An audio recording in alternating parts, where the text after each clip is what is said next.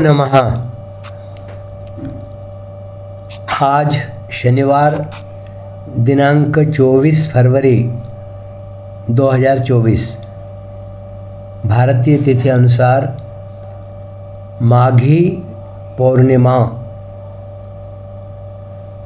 2080 विक्रम संवत।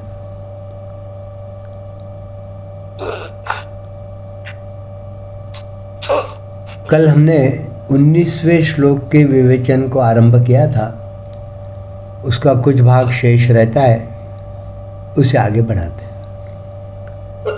भूत्वा भूत्वा प्रलीयते, ये पद शरीरों के लिए कहे गए हैं जो कि उत्पन्न और नष्ट होते रहते हैं, अर्थात जिनमें प्रतिक्षण ही परिवर्तन होता रहता है। परंतु जीव उन शरीरों के परिवर्तन को अपना परिवर्तन और उनके जन्मने व मरने को अपना जन्म व मरण मानता है। इसी मान्यता के कारण उसका जन्म व मरण कहा जाता है। यह स्वयं सत्स्वरूप है। भूतग्रामः स एवायम्, और शरीर उत्पत्ति व विनाशशील है। भूत्वा भूत्वा प्रलीयते, इसलिए शरीरों को धारण करना अर्थात जन्म व मरण का होना परधर्म है और मुक्त होना स्वधर्म है। रात्र्यागमे वशः पार्थ प्रभवत्य हरागमे, यहाँ अवशः कहने का तात्पर्य है कि अगर यह जीव प्रकृति की वस्तुओं में से किसी भी वस्तु को अपनी मानता रहेगा तो उसको वहम तो यह होगा कि मैं इस वस्तु का मालिक हूँ, पर हो जाएगा उस वस्तु के परवश, पराधीन। प्राकृत पदार्थों को यह जितना ही अधिक ग्रहण करेगा उतना ही यह महान परतंत्र बनता चला जाएगा। फिर इसकी परतंत्रता कभी छूटेगी ही नहीं।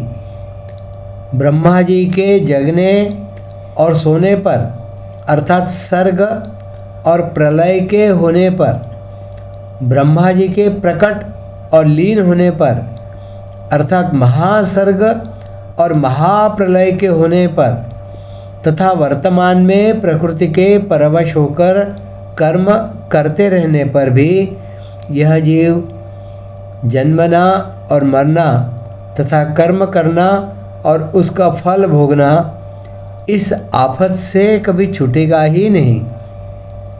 इससे सिद्ध हुआ कि जब तक परमात्मा की प्राप्ति नहीं होती, बोध नहीं होता और यह प्रकृति के संबंध को नहीं छोड़ता, तब तक परतंत्र होने के कारण यह दुख रूप जन्म मरण के चक्कर से छूट नहीं सकता।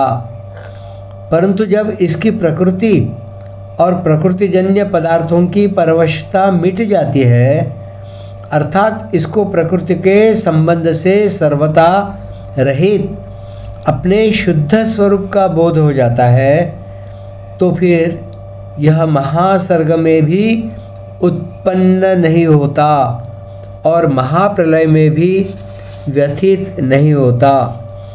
सर्गेऽपि नोपजायन्ते प्रलये न व्यथन्ति च, ऐसा भगवद गीता के 14वें अध्याय में आया है।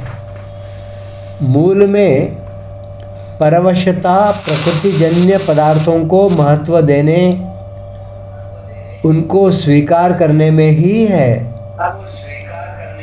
इस परवशता को ही आवाज आ रही थी, आ रही है नहीं आ रही है। ये बंद क्या करा।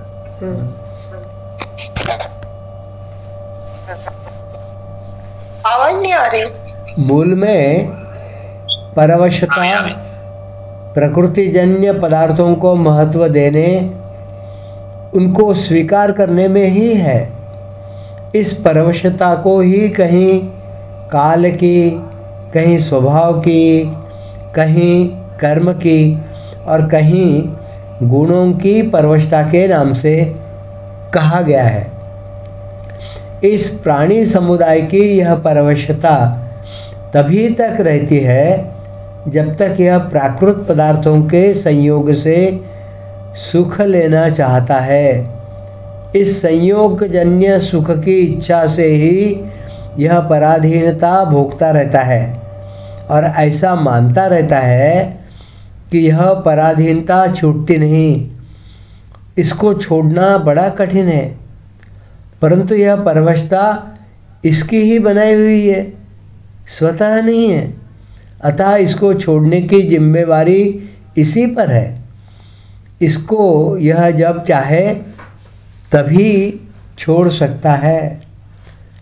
अनित्य संसार का वर्णन करके अब आगे के श्लोक में जीवों के प्रापणीय परमात्मा की महिमा का विशेष वर्णन भगवान करते हैं। 20वां श्लोक। परस्तस्मात्तु भावोऽन्यो व्यक्तो व्यक्तात् सनातनः यः स सर्वेषु भूतेषु नश्यत्सु न विनश्यति। परंतु उस अव्यक्त अर्थात ब्रह्मा जी के सूक्ष्म शरीर से अन्य अनादि सर्वश्रेष्ठ भावरूप जो अव्यक्त है, उसका संपूर्ण प्राणियों के नष्ट होने पर भी नाश नहीं होता। परस्तस्मात्तु भावोऽन्योत् व्यक्तो व्यक्तात् सनातनः। 16वें से 19वें श्लोक तक। गुरु जी क्षमा चाहूंगा मैं, ये यहाँ भावोन्य और अव्यक्त होगा ये। हाँ, लेकिन ये पूरा जोड़कर पढ़ रहे हैं ना। परस्तस्मात्तु भावोन्यो व्यक्तो व्यक्तात् सनातनः, है ना। अभी अपन संधि विग्रह नहीं कर रहे हैं, सरक पढ़ रहे हैं।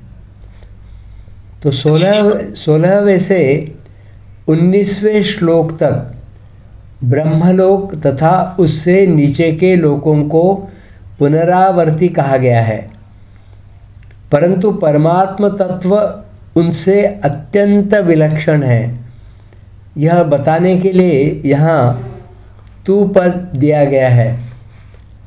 यहाँ अव्यक्तात् पद ब्रह्मा जी के सूक्ष्म शरीर का ही वाचक है, कारण कि इससे पहले 18वें व 19वें श्लोकों में सर्ग के आदि में ब्रह्मा जी के सूक्ष्म शरीर से प्राणियों के पैदा होने की और प्रलय में ब्रह्मा जी के सूक्ष्म शरीर में प्राणियों के लीन होने की बात कही गई है।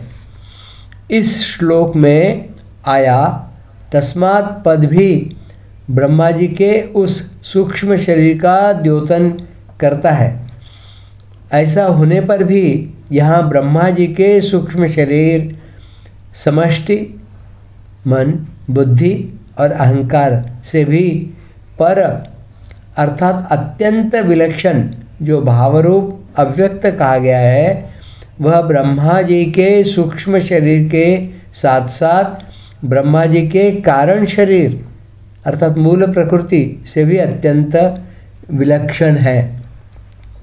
ब्रह्मा जी के सूक्ष्म शरीर से पर दो तत्व हैं, मूल प्रकृति और परमात्मा।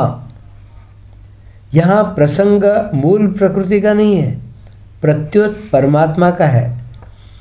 अतः इस श्लोक में परमात्मा को ही पर और श्रेष्ठ कहा गया है, जो संपूर्ण प्राणियों के नष्ट होने पर भी नष्ट नहीं होता। आगे के श्लोक में भी अव्यक्तोक्षर आदि पदों से उस परमात्मा का ही वर्णन आया है। गीता में प्राणियों के अप्रकट होने को अव्यक्त कहा गया है। अव्यक्तादीनि भूतानि, ब्रह्मा जी के सूक्ष्म शरीर को भी अव्यक्त कहा गया है। प्रकृति को भी अव्यक्त कहा गया है, अव्यक्तमेव च आदि।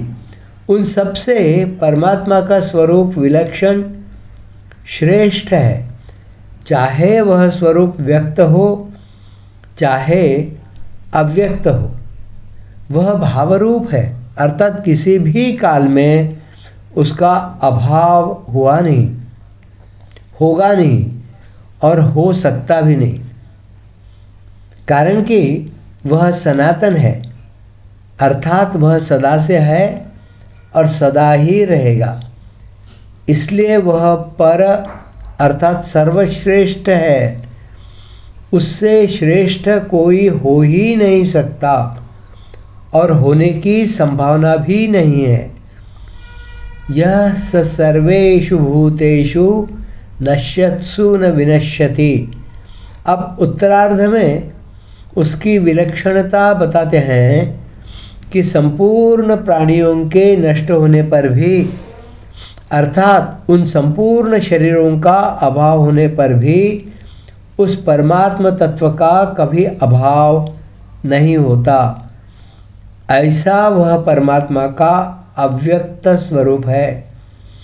न विनश्यति कहने का तात्पर्य है कि संसार में कार्य रूप से अनेक तरह के परिवर्तन होने पर भी वह परमात्म तत्व ज्यों का त्यों ही अपरिवर्तनशील रहता है, उसमें कभी किंचित मात्र भी परिवर्तन होता ही नहीं।